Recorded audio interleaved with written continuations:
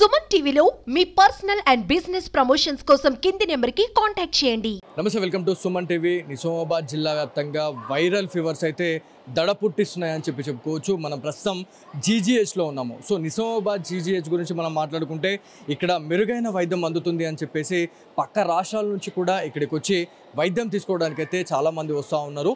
మెయిన్గా నిజామాబాద్ జిల్లా dengue cases గురించి మనం మాట్లాడుకుంటే దాదాపు ఇప్పటి వరకు 222 కేసులు కూడా నమోదయ్యాయని చెప్పి తెలుస్తూ ఉంది. సో నిజామాబాద్ జిల్లాలో విష జ్వరాలు వణికిస్తున్నాయని చెప్పుకోవచ్చు. డెంగ్యూ, టైఫాయిడ్, మలేరియా వంటి వ్యాధులు పట్టి పీడిస్తున్నాయని చెప్పేసి తెలుస్తూ ఉంది. రోగులతో ప్రభుత్వ ఆసుపత్రుల్లో బెడ్స్ కూడా నిండిపోతున్నాయి. దీంతో పాటు ప్రైవేట్ ఆసుపత్రుల్లో దోపిడీకి తెరలేపుతున్నాయని చెప్పేసి కూడా మనకి ప్రాథమికంగా తెలుస్తుంది. ఈ సీజన్లో ఇప్పటి వరకు 222 డెంగ్యూ కేసులు కూడా నమోదయ్యాయని చెప్పేసి మనకు తెలిసిన ఇన్ఫర్మేషన్. సో నిజామాబాద్ జిల్లా గురించి మనం మాట్లాడుకుంటే తెలంగాణలోనే డెంగ్యూ కేసెస్ పరంగా మనం మాట్లాడుకుంటే నిజామాబాద్ జిల్లా 3వ ప్లేస్లో ఉందో అని చెప్పేసి మనకు తెలుస్తూ ఉంది. సో డేంజర్ బెల్స్ అయితే మోగుతున్న సిచ్యువేషన్ అయితే ఉంది.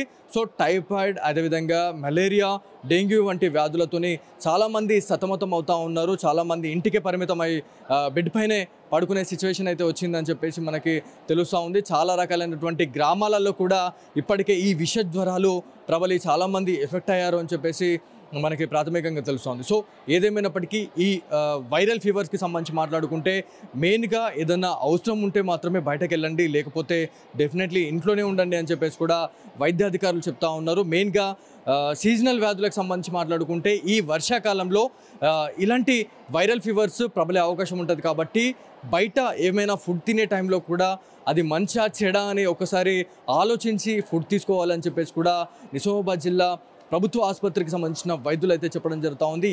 ఏదేమైనప్పటికీ నిజామాబాద్ జిల్లాలో డేంజర్ బెల్స్ మోగుతూ ఉన్నాయి. డెంగ్యూకి సంబంధించి విష జ్వరాలతో చాలామంది సతమతం అవుతూ ఉన్నారు. మెయిన్గా ఎస్పెషల్లీ చిన్నపిల్లల గురించి మాట్లాడుకుంటే మలేరియాకి సంబంధించి వ్యాధులు కూడా ప్రబలే అవకాశం ఉంటుంది. కాబట్టి ఎవరైతే చిన్నపిల్లలను దృష్టిలో పెట్టుకొని ఇంట్లో దోమతెరలు కూడా వాడాలి అని చెప్పేసి నిజామాబాద్ జిల్లా సూపరింటెండెంట్ అధికారి అయినటువంటి ప్రతిమరాజ్ గారు అయితే చెప్పడం జరుగుతూ ఉంది. మెయిన్గా ఈ జ్వరాలకు ఎఫెక్ట్ అయిన వాళ్ళు ఎవరైతే ఉన్నారో మందులు తీసుకోవడానికి కూడా నిజామాబాద్ జీజీహెచ్కి అయితే క్యూ కడుతున్న సిచ్యువేషన్ అయితే ఉంది. సో తాజాగా ఇన్సిడెంట్ పట్లనైతే వైద్య ఆరోగ్య శాఖ పూర్తిగా అప్రమత్తమైందని చెప్పేసి మనకి క్లియర్గా తెలుస్తూ ఉంది. సో ఏదైతే వైద్య ఆరోగ్య శాఖ నుంచి కూడా ఒక క్లియర్ ఇన్స్ట్రక్షన్ ఇవ్వడం జరిగింది. ఫ్రైడే ట్రైడోలో భాగంగానే కాకుండా ప్రతి ఇంటికి జ్వరం సర్వేలు చేయాలి అని చెప్పేసి కూడా వైద్య ఆరోగ్య శాఖ నుంచి ఒక నివేదిక అయితే రావడం జరిగింది. సో ఏదైతే వాళ్ళ లిమిట్స్ ఏదైతే పిహెచ్సి లిమిట్లలో ఆ లిమిట్స్లలో ఎవరైతే ఆశా వర్కర్లు కావచ్చు, అంగన్వాడీ టీచర్స్తో